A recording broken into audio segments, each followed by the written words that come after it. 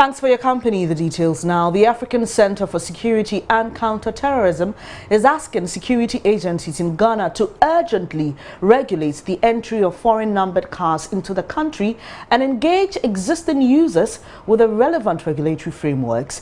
The center says foreign numbered cars have become more prevalent lately, and this disrupts public confidence to own the process of the fight against the commission of crimes such as armed financial fraud, smuggling, robbery and kidnapping. Let me bring you more details of that statement signed by its executive director Emmanuel M. Cotton. Now, it says the African Center for Security and Counterterrorism observes with worry that foreign numbered cars have become more prevalent lately. These numbers are quite confusing for the general public to read and memorize. This situation contributes to weakening public willingness to report vehicles with occupants perceived to be acting suspiciously. It further disrupts public confidence to own the process of the fight against the commission of crimes such as armed financial fraud, smuggling, robbery and kidnapping. We hence entreat the country's internal security establishment to, as a matter of urgency, regulate the entry of foreign numbered cars into the country and also engage existing users with the relevant regulatory frameworks. Implore foreign missions to include in their program national laws regulating the use of foreign numbered cars in the country. The African Center for Security and Counterterrorism further assures the internal security establishment of their resolve to readily offer evidence-based advice important for intelligence-led policing, especially in combating the commission of non-localized and irregular criminal events.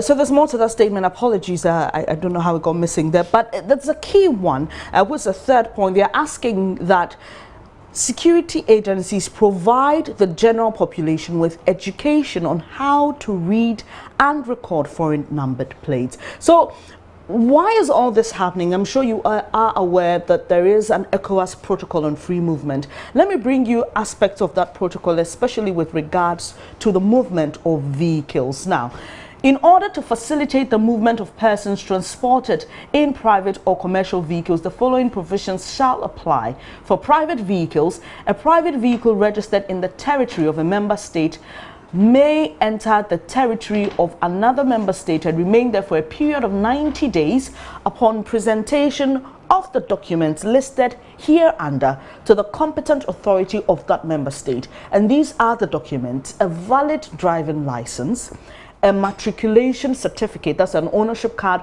or a logbook, an insurance policy recognized by member states. Also, an international customs carnet recognized within the community. Now let's come to commercial vehicles. For commercial vehicles, it's registered in the territory of a member state and carrying passengers may enter the territory of another member state and remain there for a period not exceeding 15 days upon presentation of the documents listed hereunder to the competent authority of that member state. When there's a valid driving license, there's a matriculation certificate or ownership card or logbook, insurance policy recognized by member states, international customs carnet recognized within the community, and during the period of 15 days, the commercial motor vehicle shall, however, not engage in any commercial activities within the territory of the member state entered. So that's just about it with regards to the ECOWAS protocol for free movement.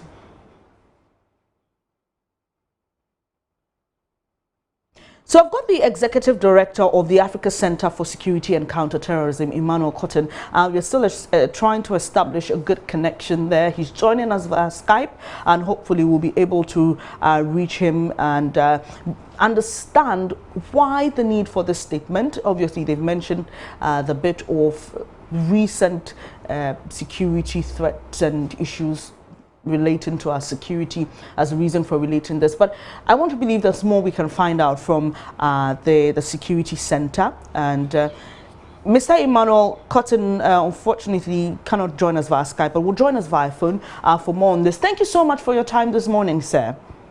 Thank you for having me. All right, it's a pleasure.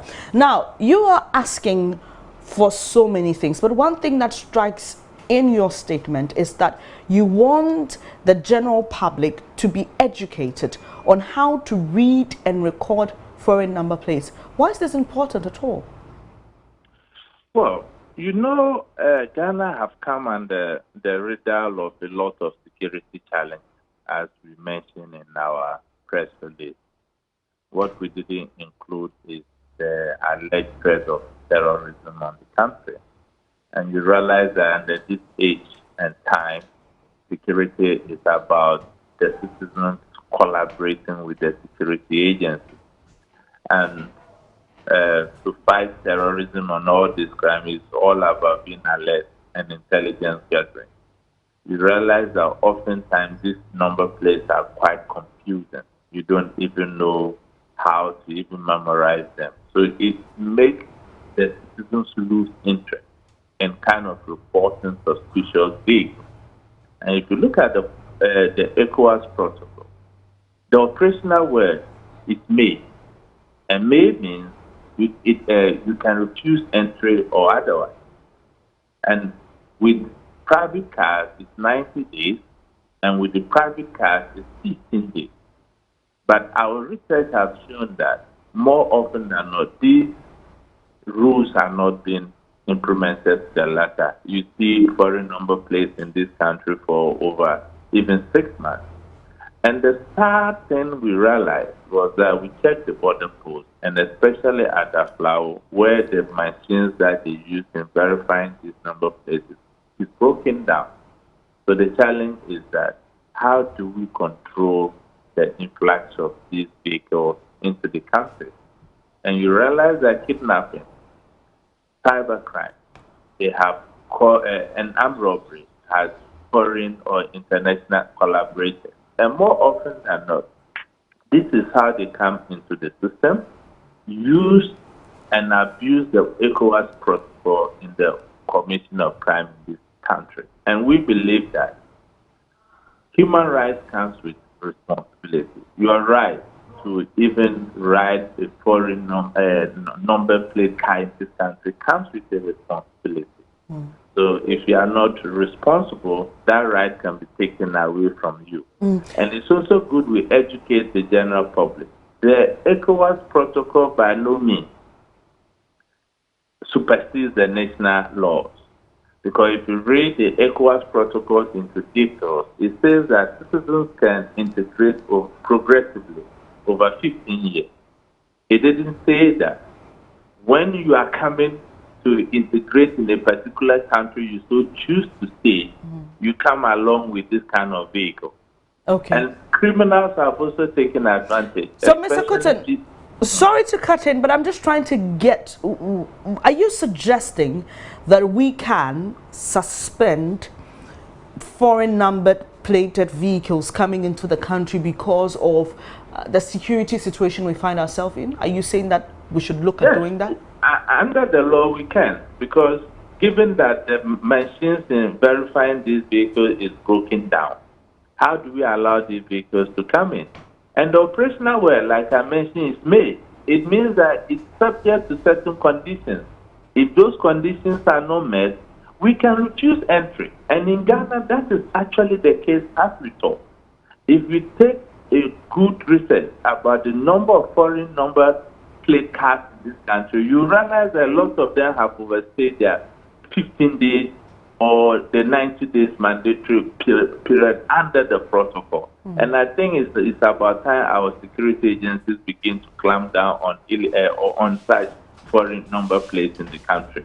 They are almost competing with the Ghanaian number plates. If you stand on the road, you count every 10 cars that are registered in Ghana, you see a foreign number plate. And I think that phenomenon is not healthy for our security. It poses a lot of security challenges for our security agents. Mr. Cotton, your second recommendation to security agencies is for foreign missions or employing foreign missions to include in their program national laws regulating the use of foreign numbered cars in the country. Can you explain what you mean further?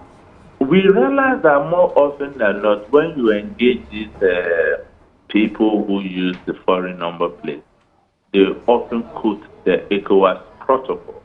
And we realize that they have a lack of understanding of the national law.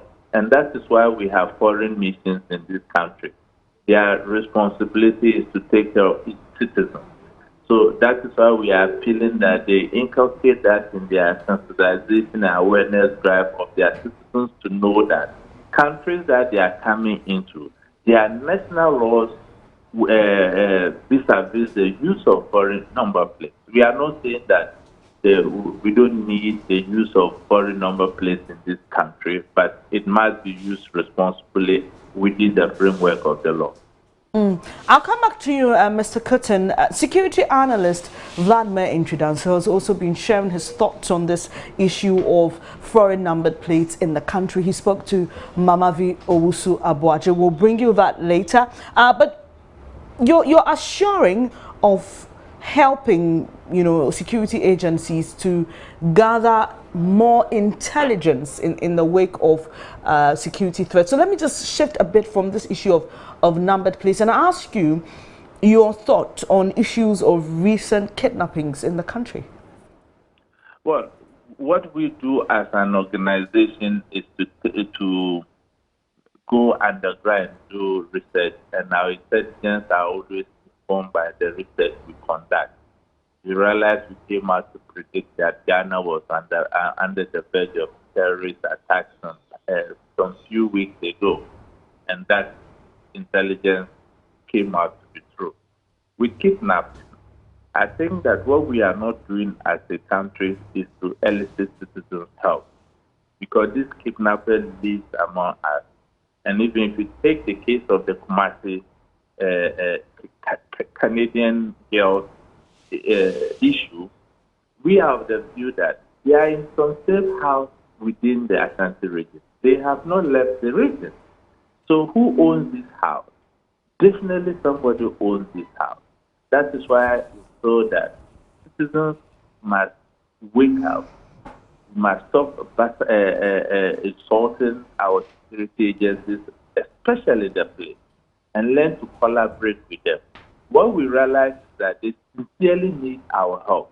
And if we even decide to retool our security agencies with billions of dollars and we don't change our attitudes and collaborate with them, it will come to nothing. So that is why landlords and landladies must be checked, because it's a crime to rent your property to a foreigner without checking whether he or she has a valid resident permit. So that is why the immigration as an institution must begin to do some kind of unannounced suits on intelligence. And if they find out that foreigners are renting properties without the resident permit, they should begin to persecute both the offenders and the landlord or landlady. All right, Mr. Cotton. That will send a signal and will be making a headway. All right, let's hear what security analyst Dr. Vladimir Intrudanso has to say about the earlier issue we discussed, the foreign number plated cars in the country. Globalization does not allow us in any other way not to allow foreign cars to be passing through. It does not allow us. All you have to do is to get your necessary institutions and the necessary gadgets, whatever it is, to monitor. That is where they have to drive their attention. There are a lot of foreigners who come into this country, they register with the immigration, and that is it. Immigration doesn't follow up. These are the things we should draw attention to. But that foreign businesses, foreign travelers can't bring their cars and we must stop them. They are not right. I'm not sure they are absolutely saying stop foreigners, but to reinforce, regulates the entry of foreign numbered cars into the country and also engage existing users with the relevant regulatory. So that's not a worry to you. That's not a worry. That's not a worry to me at all. Because if you have a foreign number, I've driven to Nigeria before, and you have to follow all the regulatory whatever it is that there is before you enter, and then you need to be monitored. That I applaud them. That look, they are drawing attention to it. So look at this, but that is not the reason why what is happening we are having. It might facilitate some of those miscreants in doing their activities, but then the regulatory authorities and the police and all those charged with, keeping the gate, immigration and that kind of thing, keeping the gate. It's part of, we have laws. And I'd like to take your quick reaction to that in ending this conversation.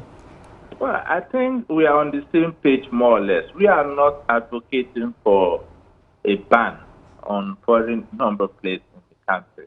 It will go ultra-virus against the very protocol we signed against. We are just raising the alertness and awareness of our security agencies to do some self-retrospection and monitor.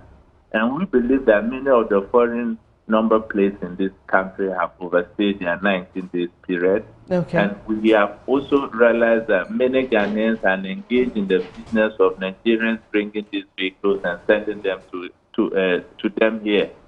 And all these things raise the risk of possible commission of crime. Thank you very much for your time this morning. Emmanuel Curtin is Executive Director of the African Center for Terrorism, Counterterrorism Studies, and he's been talking to us about their call for the control of the rising numbers in foreign number plates to improve intelligence-led policing. The African Center for Security and Counterterrorism released that statement.